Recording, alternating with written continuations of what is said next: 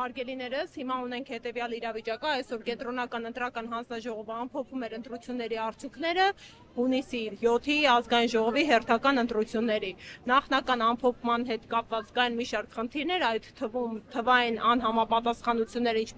ինչը հաստատել էր ինքը կենտրոնական ընտրական հանձնաժողովը։ Այսօր բացի արդյունքների ամփոփումից արտահերթ իրավիճակ էր, որովհետև եւս 3 հարց էր քննվում։ Նախ առաջինը 3 ընտրատեղամասերում, տեղամասային կենտրոններում կենտրոնական ընտրական հանձնաժողովի եւ ընտրատարածքային ընտրական հանձնաժողովի կողմից անվավերության որոշումներ էր կայացվել։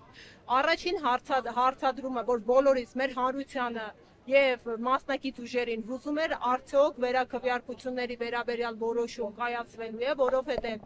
ինչպես նախապես հայտարարեց ամփոփեց արդյունքները կենտրոնական ընտրական հանձնաժողովը, ինչպես նախապես ամփոփեց, այսօրվա արդյունքներով Բարգավաճ Հայաստան կուսակցությունը չի հաղթահարում նվազագույն շեմը։ Սա նշանակում է մի բան, որ մանդատների բաշխման վրա էական ազդեցություն է թողում նախնական արդյունքը, եւ սա հիմնարար էական պատճառ է վերաքվեարկություն առնվազն վերաքվեարկությունների վերաբերյալ որոշում կայացնելու։ Մենք քիչ առաջ լքեցինք կենտրոնական ընտրական հանձնաժողովի շենքը եւ դահլիճը նիստերի, որովհետեւ որոշումը կարդացին եւ իրենք ըստ էության չեն գտնում էական պատճառներ վերաքվեարկություններ անցկացնելու համար։ Սա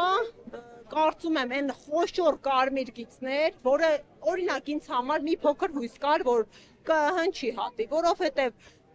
դուրս թողնել մի ամբողջ քաղաքական ուժի ընդամենը, եթե չեմ սխալվում, 32 ձայնի համար, սա անհարգալից վերաբերմունք է, արհամարհական վերաբերմունք է ընտրական իրավունք ունեցող բազմահազար քաղաքացիների նկատմամբ։ Ինչով եք վստահ, որ ՍԴՆ-ն չի հատի այդ կարմիր գիծը, եթե այնտեղ հիմնական ՔՊ-ի նշանակած դատավորներն են։ Հարգելից, ընդհանրապես վստահություն չկա, բայց այնուամենայնիվ մենք հայտարարել ենք, որ մենք մեզ կաշկանդում ենք իրավական գործիքակազմերով։ Ունենք այն, ինչ ունենք, ցավոք սրտի։ Ես լիահույս եմ ու մենք ինքներս կնախաձեռնենք բոլոր մեխանիզմները ամբողջ աշխարհին մաչելի դարձնելը, որովհետև իրավիճակը փոխվեց։ Փաստացի 3 ընտրատեղամասերի արդյունքները չեղարկվեցին, անվավեր ճանաչվեցին եւ փաստացի այս քաղաքացիներին թույլ չեն տալիս նորից գնալու վերաքվեարկելու եւ իրենց քաղաքական կամքը արտահայտելու։ Զուգահեռ ունենք իրականություն, որ այս պահի դրությամբ իշխանությունը, որը իրեն հաղթող է հռչակել չակերտավոր, դեռևս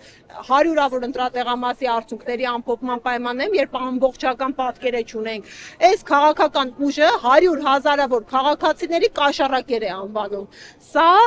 անթույլատրելիության իրավական ու ժողովրդավար պետության հիմնարար սկզբունքների կոպտագույն խախտում է եւ բնականաբար առաջին հերթին ներողություն պետք է խնդրեն քաղաքացիներից, երկրորդը պետք է իրենք հաշվի նստեն այլակարծության հետ եւ երրորդը մենք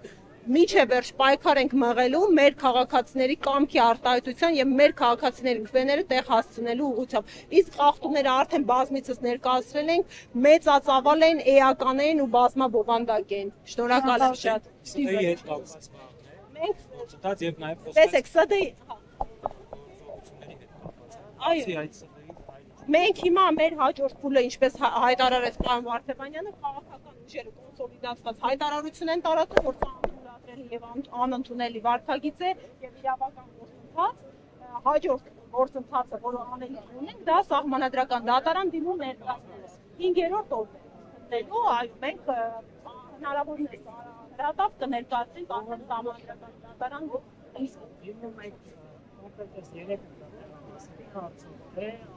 Սահմանադրական դատարանը այն իրավասու մարմինն է, որ ամբողջությամբ է արդյունքներին անդրադարձնելու եւ մի շարք որոշումներ իրավունք ունի կայացնելու։ Մենք ինչպես այսօր, բացի այն, որ այսօր ԿՀ-ն արդյունքներ էր ամփոփում, կոնկրետ մեր քաղաքական ուժը Ուժեղ Հայաստանը դիմում էր ներկայացրել ընդհանուր ընտրության արդյունքները անվավեր ճանաչելու հիմքով։ Նաև այլ քաղաքական ուժեր նմանաբնույթ դիմում ներկայացրել, այնպես որ ԿՀ-ն սահմանադրական դատարան նույնական դիմում ենք ներկայացնելու, այնուամենայնիվ առնվազն մեջը վերահաշվարկին անդրադառնալու հնարավորություն սահմանադրական դատարանը ունենա։ Այսինքն իրենք կարող են ձեր դիմումի